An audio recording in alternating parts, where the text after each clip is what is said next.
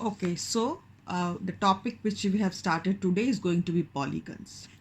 A simple closed curve made up entirely of line segments is called a polygon.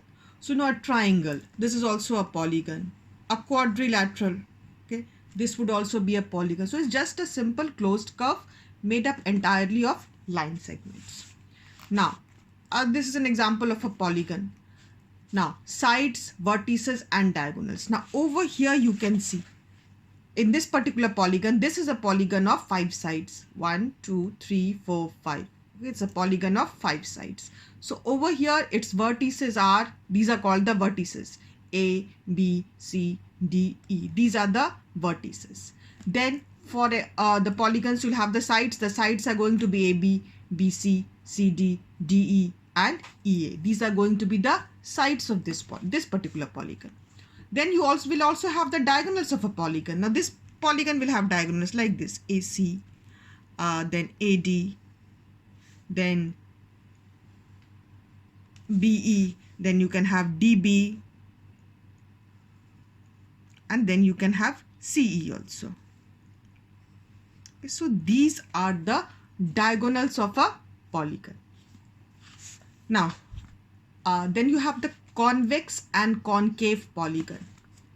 A convex polygon, in this case, each interior angle is less than 180 degrees. You see over here, all these interior angles, angle A, angle B, angle C, they are all less than 180 degrees. So this is a convex polygon.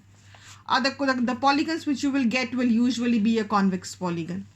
Then you can have a concave polygon. In a concave polygon, at least one interior angle will be more than 180 degrees. Suppose I have something like this, a diagram of this kind.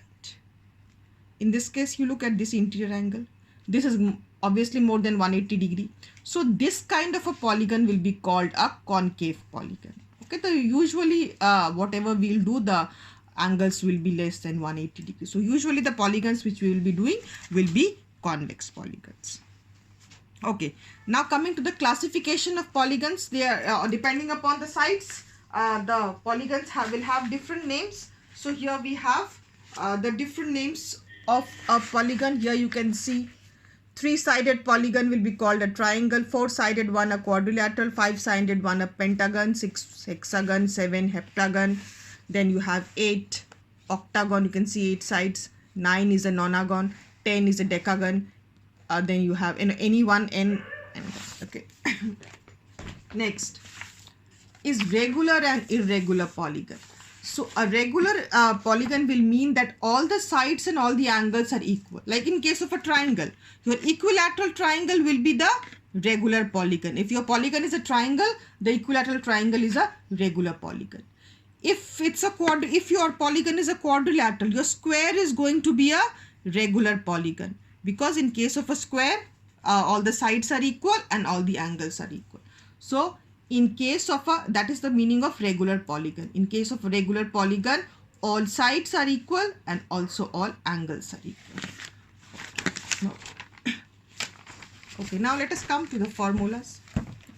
Here we have, it says sum of all the interior angles of a polygon is 2n minus 4 into 90 degree. I think in your book has this formula. You use this formula only.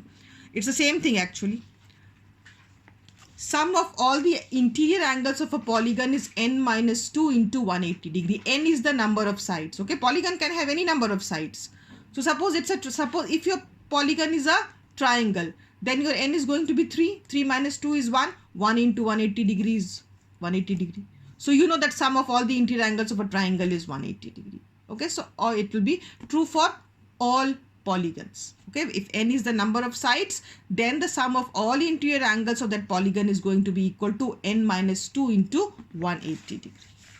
Sum of the exterior angles of a polygon is 360 degree. Okay, sum of all the exterior angle is going to be equal to 360 degree. I hope there is no confusion between what is an interior angle and what is an exterior angle. If this is your triangle, okay, if your polygon is a triangle, these are the interior angles and your exterior angles are going to be this one. Okay, the one I'm putting with dot. This is going to be the exterior angle. Over here, this is going to be the exterior angle. Over here, this one is going to be the exterior angle. Okay, so these are the interior angles and these are the exterior angles. So this is very important. Okay, that sum of all the interior angles for any polygon, not just for triangle, will be equal to n minus 2 into 180. N is the number of sides. Sum of the exterior angle is going to be 360 degree.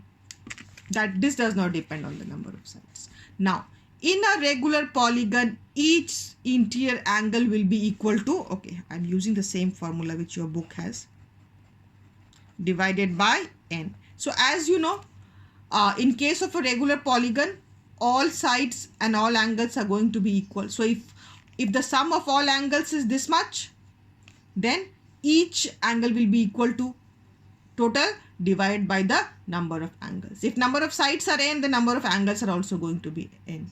Okay, so for a regular polygon, each interior angle will be equal to n minus 2 into 180 total sum divided by the number of sides.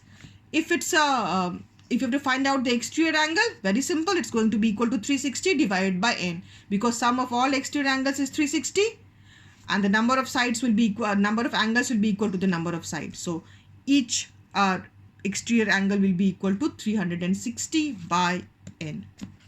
Now they have diagonals also. Okay, but to have a diagonal, the polygon has to have more than 3 sides.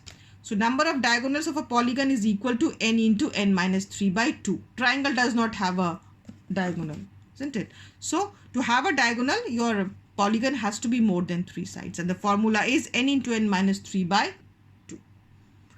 For example, you know, a quadrilateral would have 2 diagonals. So you put n is equal to 4. So here you have 4 into 4 minus 3 by 2, coming out to be equal to 2. Okay, I think that is the first question also.